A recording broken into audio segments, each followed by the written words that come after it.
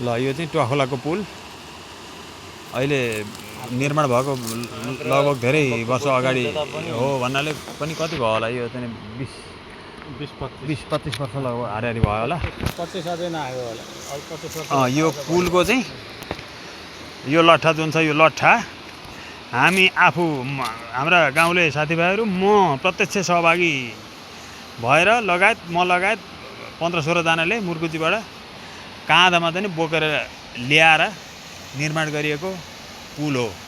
हामी त्यसै उहाँदेखि चाहिँ यहाँ आएका हेर्नु यति दुःख कष्ट मेहनत माया सम्मान स्नेह छ त्यही उद्देश्यले पनि हामी यहाँसम्म आएर चाहिँ यो प्रत्यक्ष सहभागी र नजरअन्दाज गरिरहेका छौँ।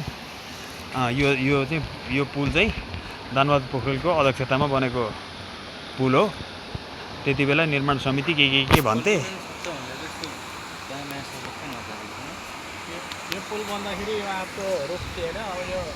यी अलिकति घारी बढेर अलि उतिको दृश्य नदेखिने भएछ।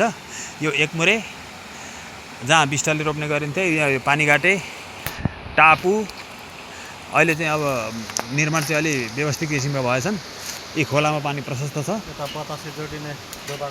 यो त बतासे जोडिने दो बाटो अब यो पनि पिचै हुने के अरे रोडै बन्ने सम्भावना चाहिँ रहेछ। पारी बाख्रा चरिरहेका छन्।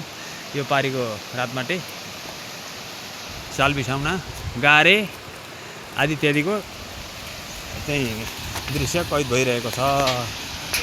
ल हेर्नुहोस् है ट्वाखोलाको पानी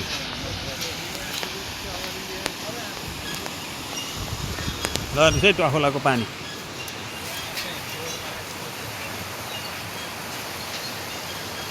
ओ ट्वाखोलाको पुल यो दह हो त नि हिले माछा झ्याप झ्यापी निकालेको आज पनि 5-7 वटा बाहेक निकाल्नै सकिएन।